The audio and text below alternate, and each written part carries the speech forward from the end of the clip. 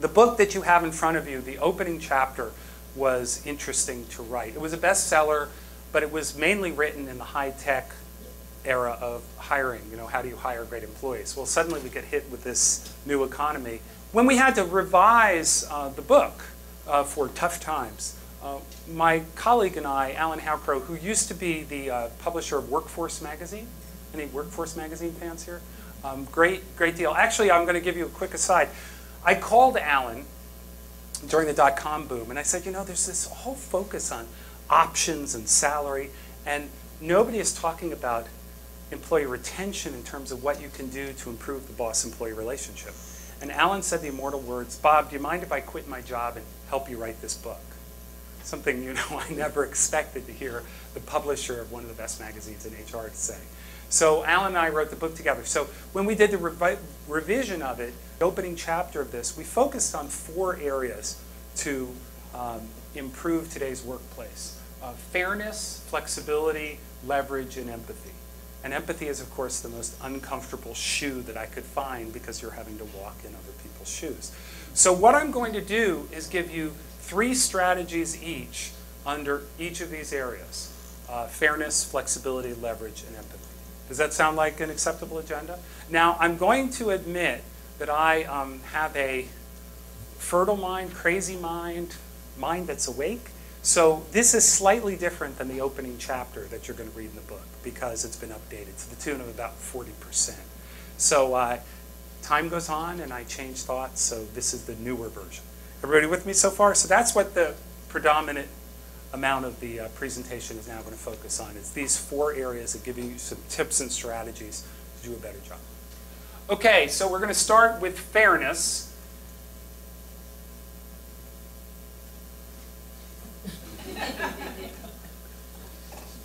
My first book, Working Wounded, actually got cartoons from Robert Mankoff, the cartoon editor of The New Yorker. So I'm going to use these frequently in the speech. Does this seem familiar to anybody? You know, corporations might not ever have been the most rational creatures, but these days, it really, a lot of employees can really relate to this. You know, your name calls, you get out. It's kind of a crazy time. So how do we keep a sense of fairness and keep a sense of direction in this environment? So every time you see a little mortarboard up there, I'm at the University of Chicago, we have to quote studies, you know. So I'm going to give you one of my favorite studies on this topic. Everybody familiar with the Gallup? I'm sorry. Before I go forward, I want to ask a question. Have you ever had a project that you really needed to get out the door, and you had to get through one particular person, and you walked over to your desk, and above their desk you saw this sign, and you knew you were dead? Can anybody relate to that? You want it when? So, in the spirit of you want it when, I call this the least we can do. Everybody aware of the Gallup 12 questions? Gallup studied approximately 80,000 people, and they found the 12 things that we all needed to be effective. I've listed the top 5. When you email me for the notes, I'll give you all 12 questions. I know what is expected of me. I have the materials and equipment to do my job. I have the opportunity to do my best. I've received recognition. This week, someone at work cares about me.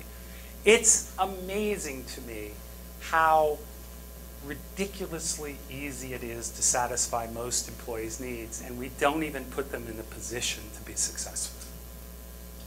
You know, this to me is just so obvious a place, but how many of these 5 top issues do you have in terms of doing your job?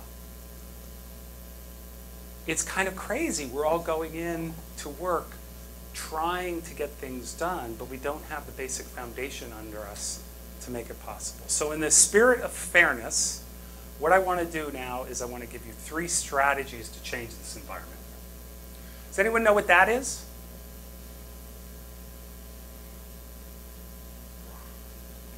In early 1900s Kentucky, they didn't have all the fancy testing equipment for coal mines, for gases and pollution sources. Have any of you heard of the phrase, the canary in the coal mine? This is the canary cage. In 1909, Kentucky, they would use these cages. The canaries would be in the coal mine. If the canary was in great shape, tweeting and having fun and dancing around and everything was great. As soon as the canary keeled over, get the heck out of the mine, because the canary picked up on the gases before the humans did.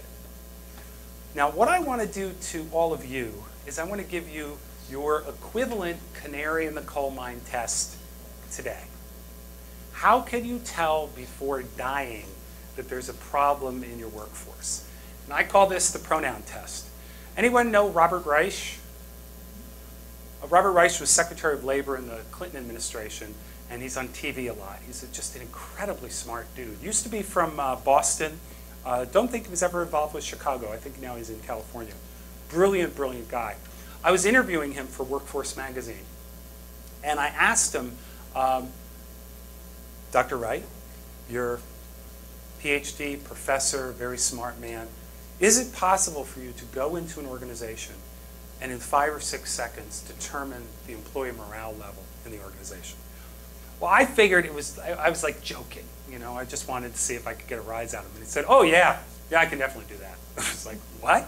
He said, I go into the organization and I observe a conversation between the two employees, or I engage in a conversation, and I don't listen to a word they say. All I watch for and listen for is the pronouns they use. Do they use we and us, or do they use they and them? And so I said, that's fascinating. He said, well, let me tell you a story. So there's a Ford plant, actually 2 Ford plants in Detroit, and they share a parking lot. So there's plant 1, parking lot, plant 2. Draw from the same communities. The plants are like 100 yards away from each other. And he said, I go in one plant, and everything is we and us. I go in the other plant, everything is they and them. So now I'm really curious. So I go to Ford and I say, could you tell me about the performance factors in these 2 plants? The we and us plant, one of the highest performers in their group. The they and them plant, one of the lowest. If you hear your key strategic players referring to your company as they and them, the canary is almost dead. You've lost them. This is something that you need to train your executive managers to hear. Have you ever been in a conversation with an employee referring to they and them as you, the boss? Well, they did this to me, and you had actually signed the memo and sent it. When you hear they and them, you have got a severe problem you've got to hop on. So the pronoun test is a great way to take the pulse of the organization. And if you can psych out your executive team to go a week counting theys and thems, you could have a born-again person in terms of we've got some issues to focus on. The pronoun test. This is a boat, and it's a little hard to see because there's a little water there and there's the water line. And clearly there was a cannonball that found its way into the side of the boat. So one of the greatest management philosophies that I've ever heard, hardly anyone has ever heard of, and it's called the waterline principle. Anybody ever hear of W.L. Gore and Associates and the waterline principle? It's a great, great one. I see one head shaking. It's a good 2. It's a great management principle. So let me explain it to you. So the waterline principle is this, that our organization is a boat. And if we're damaged above the waterline, we're damaged, but the boat can still float, correctly? But if we're damaged below the waterline, you've all seen the movie Titanic, right? Problems ensue. So now, the waterline principle. Let me give you a very practical example of this. It's the Ritz-Carlton. What the Ritz-Carlton has is a very simple policy, and it illuminates the waterline principle perfectly. If you go up to the front desk, if you're dealing with a maid upstairs, anywhere in the organization, every employee is allowed to spend $2,000 without getting supervisor's approval if it involves keeping a customer happy. The reason that they won the Malcolm Baldrige Quality Award a number of years ago was mainly based on that rule. So what is the waterline principle?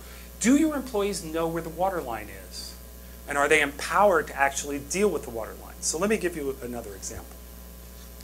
How many of you have found yourself with employees coming at you with problem after problem after problem, just stacking up on your desk at all times? Chances are they have no idea where the waterline is, because if they knew where the waterline is, they could solve the problems themselves. One of the key aspects is, if you want to have a really effective HR group and you want to spread it, get together and discuss where the waterline principle is. Where are we in terms of issues where it's above the waterline, they can't sink the ship so that the employee or the manager can make the decisions on their own? And then when are we below the waterline and it's a very dangerous issue, and we have to get more people involved. Most employees don't know where that line is. And when they do know, then they can make decisions, learn and grow, and bring the issues that will affect the whole organization to a higher level. Everybody with me? Establishing the waterline, letting people know where it is. Above it, you can make your own decisions. Below it, you have to get other people involved. The waterline principle. Okay, this is my final in this fairness section. And there's a stopwatch up here because this is something you can do tomorrow. This is something you can implement immediately. Does anyone know what that is? It's an artist's rendering of a bridge. Do you know what the bridge is? Does the phrase the Gravina Island Bridge ring a bell? We are in the Midwest. This is an Alaskan bridge that was famously called the Bridge to Nowhere. This is the famous Bridge to Nowhere. It was going to be built from the mainland to Sitka, Alaska. There was an airport over there and about 50 residents. The bridge was going to be longer than the Golden Gate and was going to cost $400 million. It's been called the biggest boondoggle of all time, the Bridge to Nowhere. Let me ask you a very simple question. When it comes to your to-do lists, are they similar to this Bridge to Nowhere? So chock full of stuff. You know, it's like when it comes to our to-do lists, I kind of feel, maybe, again, I grew up in New Jersey. We would go to those all-you-can-eat restaurants and you'd see how much food you can pile on your plate. Are our workers any different than that? With the bosses just trying to see how much they can pile on the plate? So I want to introduce the concept of a not-to-do list. Peter Drucker, who the gods want to destroy, he sends 40 years of success. I maintain that organizations are not unfair because they're cruel and they're ugly and they want to beat up people. They're unfair because we've been successful for so long, our people become wallpaper, we just forget. We forget that fairness is an important value. We forget that we like to be treated fairly, so we should treat other people fairly. We forget. It's your job to help people remember. In the spirit of getting out of more, part of it to me is a flexibility issue. How do we get more flexible in how we do our jobs? And I have a strategy specifically that I want to address to you, but bear with me for a second. Another Minecraft cartoon. We don't have to have heart attacks. We don't have to have layoffs. We should be able to get some insights short of all of that, don't you think? Okay, so this is a great, great study about leadership styles. And it was done by Daniel Goleman. When I send you this, I have all the citations and the studies. And again, this is why I don't want you to write stuff down, because I throw a lot of stuff at you. So anybody see this study? It's from a few years ago. I love this study. So Daniel Goleman wanted to figure out what was the most effective leadership style. But he didn't want to use, you know, consultant speak and all the annoying language. So he actually wanted to get the language we would use when we would use that style. So what he identified is, let's work on this together. How do you feel? What do you think? Try this, do as I do now, and do what I tell you. Now, what I want to ask you to do is you only get one vote. I want you to applaud if you think each one was the most successful leadership style when I read them. Okay, so I'm going to start at the top. Applaud if you think that is the most effective leadership style. Let's work on this together. How do you feel? What do you think? Try this. Do as I do now. Do what I tell you. Okay, I cheated. I gave them to you in the correct order. The most successful leadership style that they found, following a lot of employees around, was let's work on this together. Then how do you feel? What do you think? Y'all left out the two most successful leadership styles. Now, one of the things, take this back to your leadership. It's important for them to know. Now, the best part of the study, though, was not what was the most successful leadership style. The best part of the study was that they studied the most effective leaders. And the most effective leaders didn't say, let's work on this together. Let's work on this together. Let's work on this together. Let's work on this together. Why? Because you don't want a committee meeting when there's a fire. There are times you need to just do decisive action. Your employees don't want to come into a meeting in a conversation about a policy that's already been decided. Just tell them what the deal is. One of the things they found was the most effective leaders had all 6 of these styles in their toolkit and pulled out the correct tool for the job. Now, I don't want to infer that I'm a lazy white man, but I have been sitting in front of the television set and my remote has gone out and my remote has a little Phillips head screw in it when I need to change the battery. There have been times I've pulled out a dime and I've changed the battery without going to the garage and getting a screwdriver. And you know what happened? The wrong tool works for a while, and then you strip it and you have to get a new remote. What can we do to bring the right tool to the job consistently? Have all 6 tools in our toolkit and bring the right one to the job. So some of you are saying, oh, come on. You don't know facilitatory leadership and bringing people along and there's collaboration and really let's work on this together and how do you feel you can really run the whole company that way?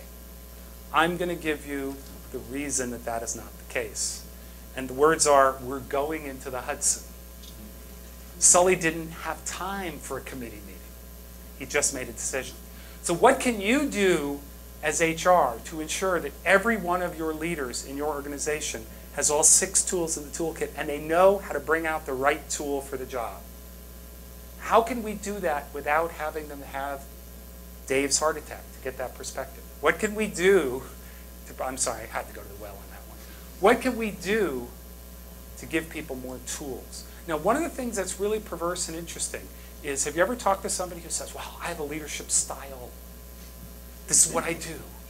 I manage. It's like we should be more flexible. We should have different styles for the circumstance. Okay, so in flexibility, I love this. Oh, this came backwards. Okay, well, you got the answer before you got the topic. So there was a gas company. This is a gas cap. There was a gas company in the Midwest. And what they wanted to do was they wanted to increase, car gasoline company. What they wanted to do was they found that they got the profit margin on full serve was much higher than on self-serve. So they wanted to get more people doing full serve. So they embarked on this huge study and they realized that one of the key variables to getting people excited about paying extra money for full serve was when they were called by name. That was like a big deal to them. So then they did this whole study, time motion study. So the thing is, gas station employee, can you run over, get the person's credit card, look at the credit card, and then refer to the person by name? And so they built up this whole protocol, how they were going to train the gas station workers to get the card, call the person by name, and work it out. And then somebody said, well, before we embark on this whole training program, what if we go out in the field and find if somebody's doing this already? And so they found this one guy at a gas station and they couldn't figure out how he did it. They literally watched security cameras to see what he was doing. This guy would know the customer's name before he even got their credit card. So they thought they had the Amazing Kreskin working. That's a really old reference. Does anybody have a new reference so I don't have to appear like a 53-year-old man when I make my comments? So they figured, how can we get employees who can actually know this stuff? Remember these names. Literally, there were some people who hadn't been in the store for 6 months, and this guy called them by name before he even got their credit card. So they finally sat down with the guy, and they said, how do you do it? Put a little piece of tape with the person's name on the gas cap. If you're going to full serve, you ain't changing your gas often. So this guy would get the credit card the first time, get a piece of masking tape, write the guy's name or woman's name on it, put it on the gas cap. He would greet them every time by name, and 95% of them never knew how he did it. Would that change your training program? How many times do we come up with these great ideas at corporate, and we don't ever see who's already doing it in the field, who's figured out a better way, the second right answer? We get so locked into we're in corporate, we know how to do this, we have perspective. We fail to go into the field and find these great solutions that are already out there. The second right answer.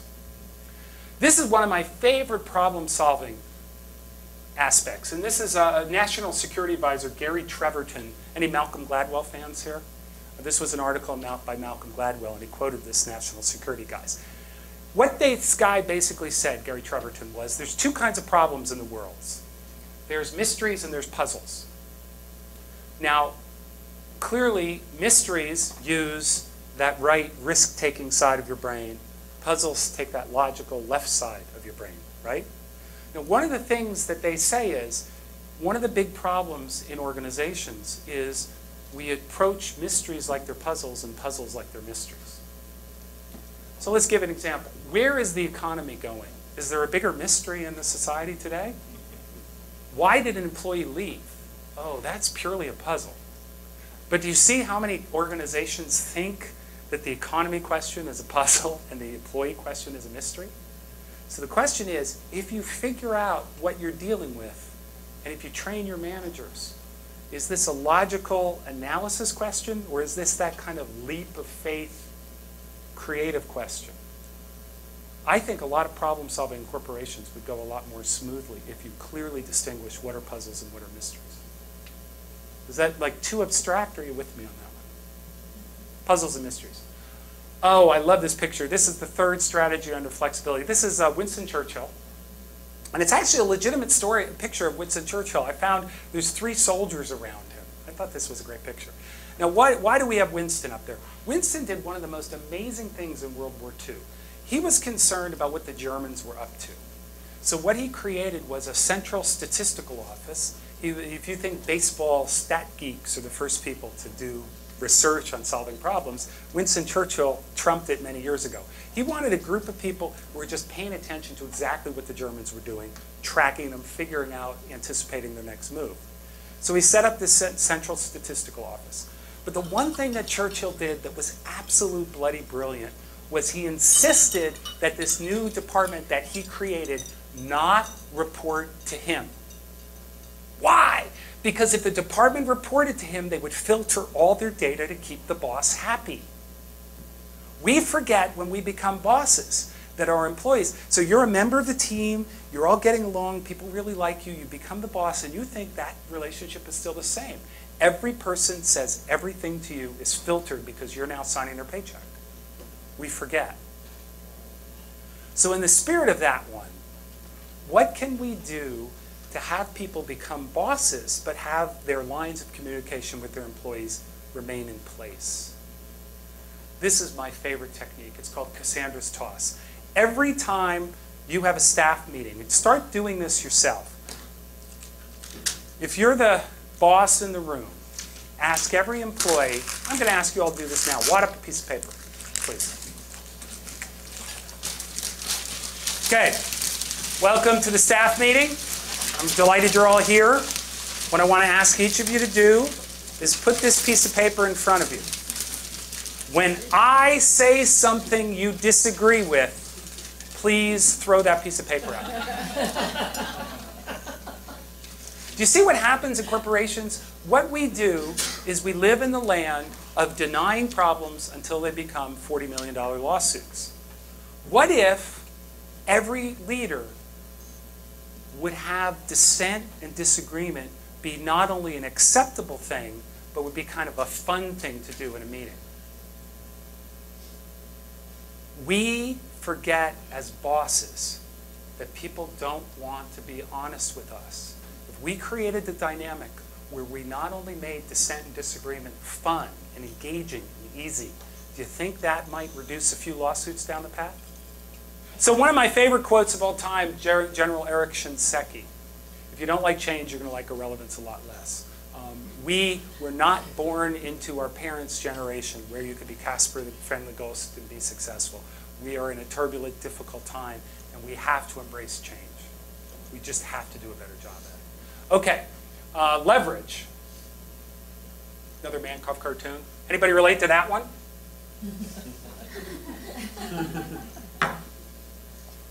So this was a great study by Zenger and Folkman in Harvard Business Review.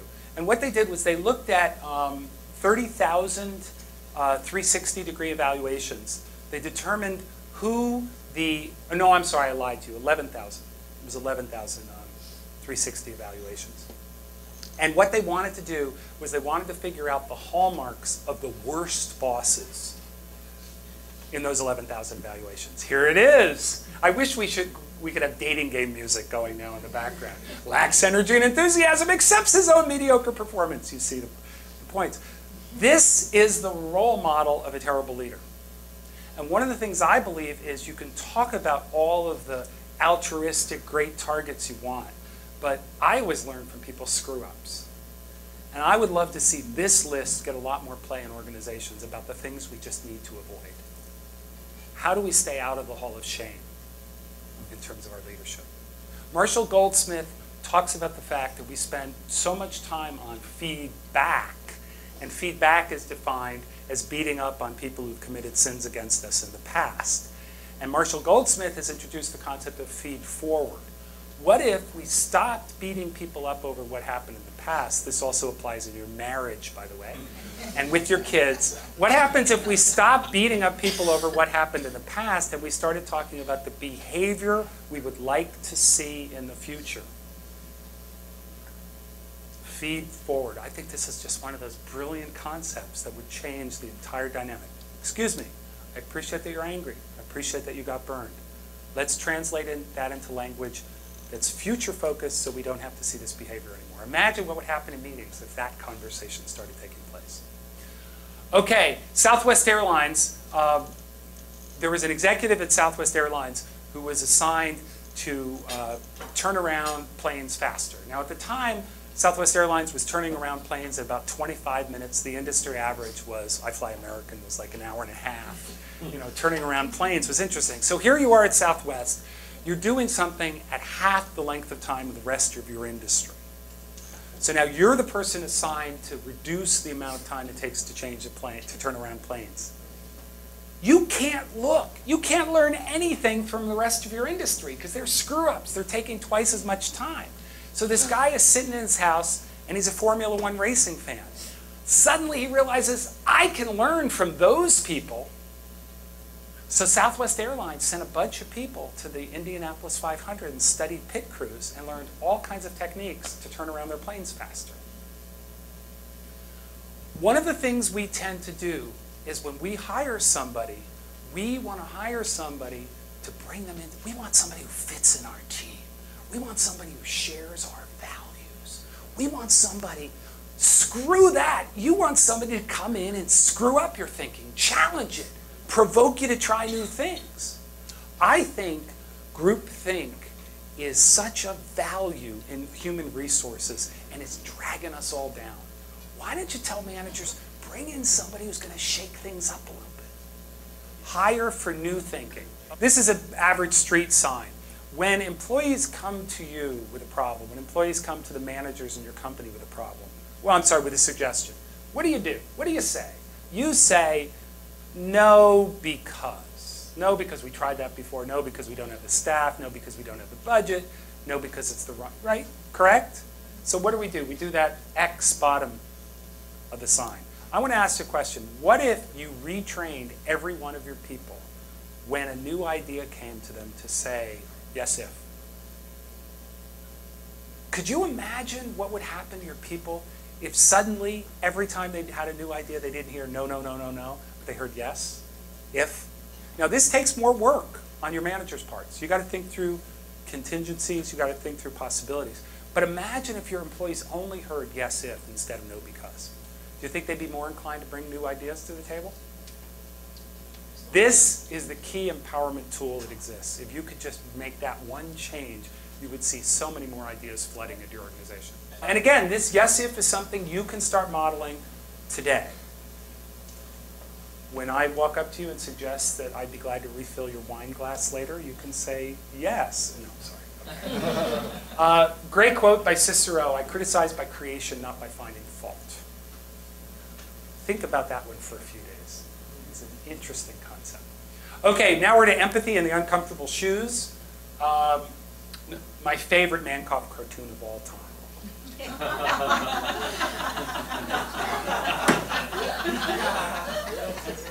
I love that cartoon. What can you do to just stop that from happening? Okay, study. This is just such a great study. When we're talking about empathy, would everybody agree that focus and energy are two pretty important things? So what happened was, we're going to put it on a graph. Brunch and Goschel did this study in the Harvard Business Review. They followed around a bunch of managers, and they wanted to see where they fell on the energy and focus scale. Check this out. Only 10% had high energy and high focus, and you can see how the others fell out. We are broken at such basic levels, and you all can have an influence on this. Having a conversation. What can you do to increase your energy level? What can you do to increase your focus level? If you climb up in that fourth quadrant, you can just change your entire company dynamic because of your position. Okay, this is a battery, really ugly looking dead battery. And this is a quote from Keith Harrell, a motivational speaker, and I just love this quote. A dead battery can't charge a dead battery. One of the real keys in organizations is we have to model the behavior we want to see. True story, woman emails me. Her boss, she's got a vacation plan. She's excited, they bought tickets. Boss calls up and says, we've got a really big customer meeting. And she said, I'm on vacation. He said, I really need you there. And so the woman canceled her vacation, lost her deposit, so she could be available for the meeting. The Friday before the meeting on Wednesday, she calls the boss and she says, can we set up a meeting to discuss it? He said, well, I have a vacation that I need to go on, and so you're going to be pretty much on your own. One of the real challenges that we have is we expect behaviors from people and we don't model those behaviors ourselves. What can we be in HR to be the exemplar of good, effective leadership? Principled leadership. A dead battery can't charge a dead battery. This is one of my favorite dynamics ever. A guy named Jim Moore worked for Sun Microsystems. I was interviewing him for Workforce Magazine. I was interviewing him in a bar because he wrote this on a cocktail napkin. I guess you see where I like to do my interviews. And I said, Jim, you have an interesting job, Director of Executive Education. You have to train the person who signs your paycheck. Tell me about that. That must be an interesting challenge. And he drew these two pictures on a cocktail napkin. And I went, what do you mean? He said, well, the inside circle is your comfort zone. If I don't get the leader outside of their comfort zone, they don't learn, they don't grow, they don't develop. So I got to get them outside of their comfort zone. So I said, so what's the second circle? He said, well, that's their limits. If I take them outside of their limits, I become the former Director of Executive Education. He said, my job is to exist between their comfort zone and their limits. I think this is the most brilliant analysis of what it means to get the most out of your people that I've ever seen. Most of us don't know where people's comfort zones are. They don't know where the limits are. And then they wonder why they're not getting the most out of their people. If you take the time to learn these two things, I think you can get a lot more done in the organization. Many of us have asked the question, if we lost all of our top talent, how long would it take us to go bankrupt? Have any of you ever thought about that? Like, what would happen if suddenly invasion of the body snatchers, if all of our top talent just disappeared? How long would we be able to exist? There is now an answer to that question, 20 months. Thank you very much. It was a nice presentation. Thank you. It was great to meet you. 20 months. And we learned that from Circuit City. I'm seriously going to only go about 4 more minutes. Circuit City, anybody remember Circuit City? This is great. And none of you are going to believe me, so go on the web, look it up. It's been written up in business journals. Circuit, I'm sorry to say this because many of you exist at corporate headquarters, some dweeb in corporate headquarters came up with a great plan. The economy's getting tight. What we're going to do is we're going to let go anyone who earns more than 51 cents above the company average for their position. We're going to just let them go. We're going to save all this money. This is going to be great. They fired 3,400 people, each one earning more than 51 cents over the company average. Nobody figured out that in an environment with salespeople, that the people who earned the most money were probably making the most sales. In 20 months, the company went bankrupt. This is just a classic example. So what do we do to honor our top talent? Anyone familiar with Bev Kay? I Love 'Em or Lose 'Em, one of my favorite books of all time. Bev Kay asks a very simple question. So God, I've gotten so many great contributors today, but I'm sticking with Dave. So Dave, what I want you to all do is I want you to think of who is the most valuable person to you. Who is the person that allows you to come to an all-day seminar and not have to worry about putting out fires back at the office? Does everybody have somebody in their mind? I'm sorry? So you have somebody in mind back at the office. Dave is my guy. Dave is the guy who, man, he's my glue. I sleep well at night knowing Dave's there. So what I want you to do is I want you to go up to your Dave, not Dave, your Dave. And I want you to say, Dave, you're such a great performer. You're the glue to holding this organization together. You're so important to my success. What would it take to keep you working here You never ask, because Dave would want his salary tripled. He'd want 4 months vacation. By the way, if your Dave says that, I'll definitely look into that the next budget cycle. Is there anything else? But the reality is that if Dave is that valuable to you, chances are good. Well, I did a speech before a little company in Seattle called Loud Eye. And I went back to the company like 2 months later, and a manager pulled me aside in the hallway, and he said it was unbelievable. It took me a week to get the guts to ask the question of my people. And I asked them, and you know what? I asked 2 people. They wanted more training. They wanted a little flex time. I was able to give them everything they wanted right there on the spot. My question to you, do you really want to go to bed tonight if these people are that valuable to your success and not know the answer to this question? Ask what it would take to keep them. It's the most basic question. And we never ask the question because we're scared of the answer. What would it take to keep you? Okay, we got to do the Mother Teresa quote, one of the greatest diseases to be nobody to anybody. Okay, I think this is the answer to your question that you've waited for. This is the big one. HR, let's face it, you got to deal with the CFOs, you got to deal with the government, you got to deal with many things. You're pushed around, you're hassled, you have unions, your employees. You have one of the most challenging plates of any person in the corporate environment. Correct? But there is one thing that you control. There's one thing that you control. Titles. Correct? You give people titles. You assign titles, you organize the hierarchy. So what I want to suggest is that each one of you go back and print up a new business card. And on your business card, I want you to all assign yourself the title Chief Workforce Officer. Put a damn C in front of your title. I'm serious. Fight this fight. We need to elevate the practice of human resources to a C-level function in the organization. We just have to. Print up a business card. Show it to your CEO. The worst they could do is reject it, and you're going to be out like $12 in a transfer payment. But make the run to say, I think it's going to show leadership in our industry, leadership in our community, that we elevate the people function to a C-level job. Chief Workforce Officer. Okay, I'm done. We're going to go back through this. In the spirit of the theme, the emergency theme of Workplace 911, I think there's 3 factors that change the world in terms of people's effectiveness, and it's CPR. Sense of community, a sense of purpose, and a sense of respect. I think that we let that go in a lot of organizations, and we need to reinstitute those 3 things. Anybody know what that is? Recognize that? It's a solar system, but anybody recognize where it's from? There's a guy named Ptolemy who was an old astrologer. And note that he put the Earth at the center of the universe.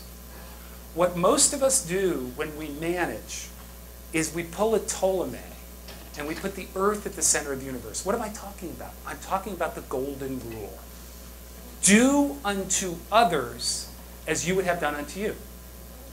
Center of the universe, right? The golden rule is dead. Today it's called the platinum rule. Do unto others as they would have done unto them. We're too multicultural. We're too multi-generational. We're too diverse to think that you know what people want. Oh, I'm running 10 minutes over. This is such a good story. I'm sorry to all the speakers who followed, but it was their fault. There was a loan officer who was a buddy at a bank, and I went into her. And I said, what's going on? She said, oh man, my job's so complicated. I said, what do you mean? She said, oh, I'm leading the sales contest this month, but I can't win the contest. So I've got to defer my sales to next month. I'm like, wait, you don't want to win the sales contest? She said, yeah, you know what the sales contest is? The person who sells the most, makes the most home sales, mortgage sales in our branch this month wins dinner for 6 in the bank. Bring in a picnic table. and they cater. Like, who else but a corporate vice president could think that anyone would think a prize was having dinner on a picnic table in a bank? It's just insane. The platinum rule: do unto others as they would have done unto them. The next time you have a sales incentive contest, ask the simple question: what would you like to win? Is this rocket science? Do unto others as they would have done unto them. Normally I have time for Q&A, but you all did your Q&A early. So in closing, I would like to make an interesting observation. Back to the fire and ice. There was an article in the Wall Street Journal a number of years ago, and they interviewed a guy who was a heating, ventilation, and air conditioning specialist, HVAC. And they asked him a simple question about thermometers. You see them? There's one back there, this one. Do you know that up to 90% of the thermostats in corporate America aren't connected to anything? It's true. It's great. Isn't it great? So, okay, so we're all in this bullpen area, and it's half of us are too hot, half of us are too cold. So we're going to the thermostat, and half of you turn it up, half of you are turning it down.